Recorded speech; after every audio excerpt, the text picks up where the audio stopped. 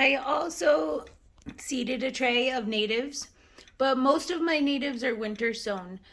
So these are grasses and some asters, some penstemons, and I really don't have great luck doing this, to be perfectly honest. But I am doing it alongside what I know works from my research, which is to direct seed natives. So here's a spot in my garden where I've direct seeded natives. This was just basically weedy, and it had a lot of winter rye that we did plant. I talked about that in a different video, but it's very pernicious. It gets everywhere, but that's good because we don't water it and it's still green and we cut it for straw. But in this instance, I'm trying to convert this to native. So what is under this is pizza boxes, followed by compost that we made, and I seeded this in the late fall, early winter with native grasses primarily, and then I let it carry out the winter. And you see there's heterogeneity in the surface. I expect the seeds to move around a bit, and that's okay if they kind of pool up in the depressions, and they're grasses. A lot of them are bunch grasses. And then I also top seeded some penstemon etonii.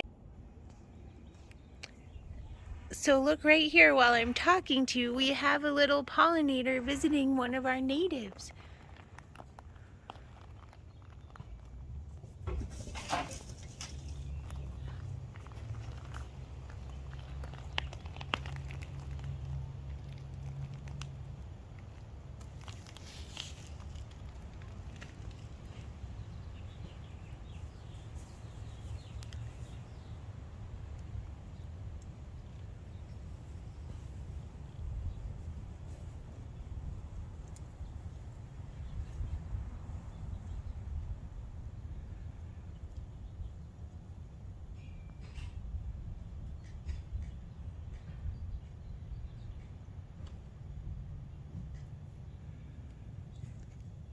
Now, this plant is not flowering, so I'm not sure what's going on, but it's really interesting that the plant landed on the two native forbs and no other plant in this bed, and specifically these.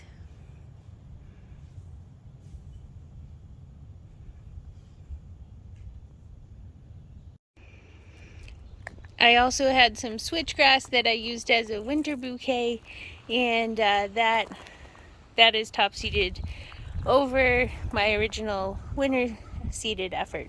Basically, if you have native seeds, just put them in the ground whenever you have them. Now, we also have lots of pots where we just move the soil from the compost and then we put it in pots, and that's how we carry it around the garden, and we top off raised beds with it, etc.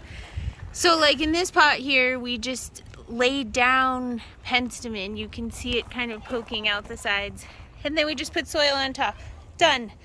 And now when this germinates, we can do with it what we will. This is the front yard, and this is a place where we had two street trees and they both were taken down because they died. So my front yard went from full shade basically to full sun, and it was really compacted Kentucky bluegrass that we didn't want to water anymore.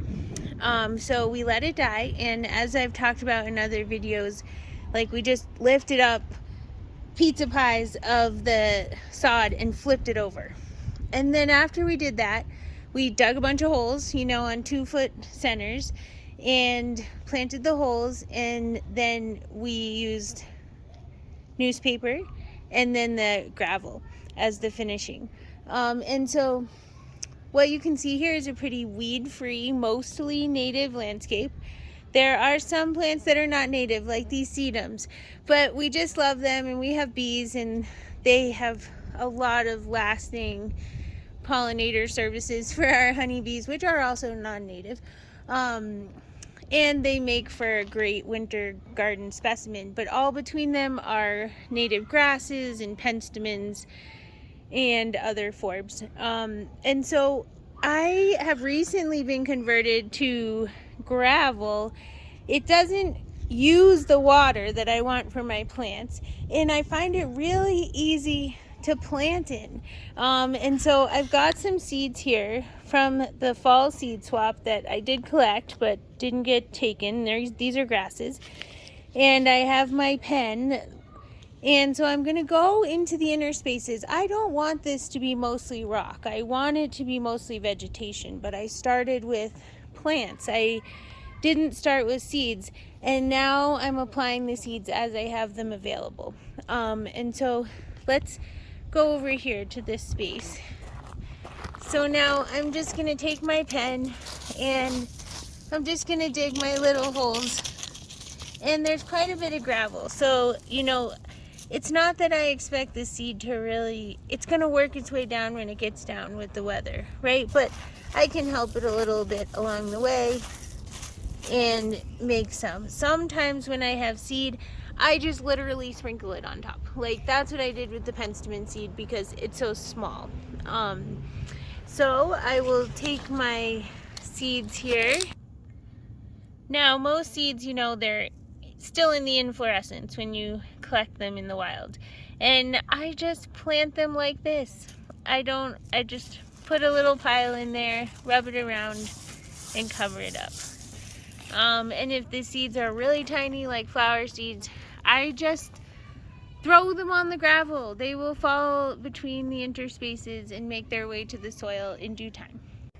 And then in the back here we had a bunch of non-native part shade shrubs, but they have senesced and gone by the wayside in this full sun environment. And then we had this Mahonia, now called Berberis repens, the Oregon grape, and it was just started from a container, but now it's really taking over. It's becoming a real hedge back here. And then we also have shrubs are really important in the design. So this is one of my favorite things to talk about.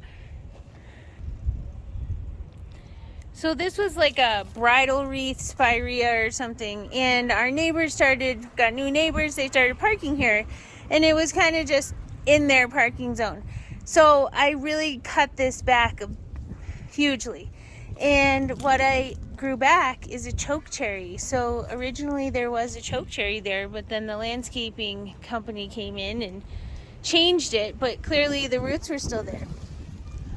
And then over here we have a bunch of natives as well. And I mean, this was a design where it was convex.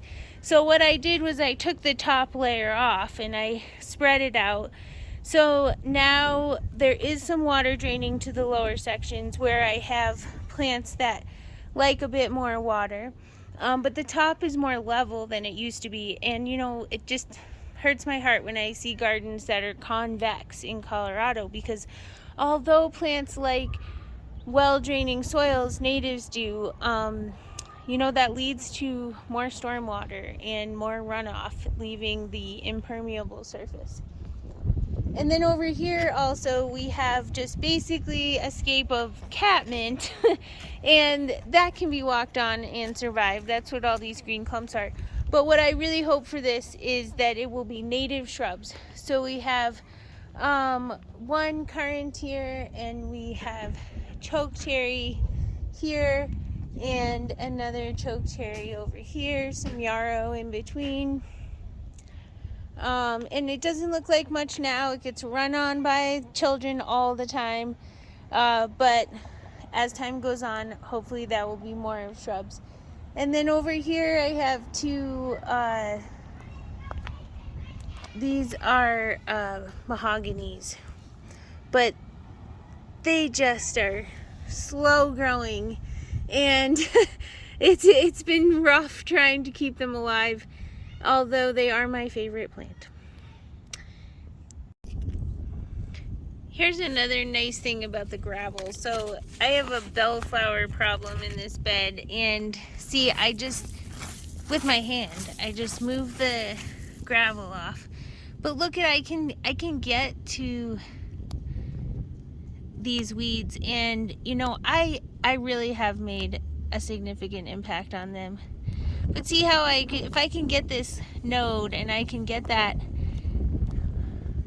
before I put in the native seeds, just slows those plants down, right?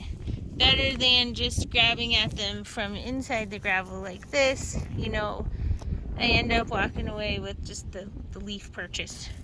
But I haven't actually slowed it down, right? It could just take 24 hours for it to grow the leaves back. But I can get down here, and now I can just pick this. And you know, I'm very sensitive about like really disturbing the soil. I want to weed through diligence, but I don't want to constantly be creating a maelstrom of disturbance in the soil because I already put a ton of seeds down. And so it's important that I'm not always messing with those seeds. Okay, so now, you know, this space is ready. So I'm going to show you another way to do the seeds. So now I have Little Blue Stem, one of my faves. And let's see, hard to do this one-handed sometimes.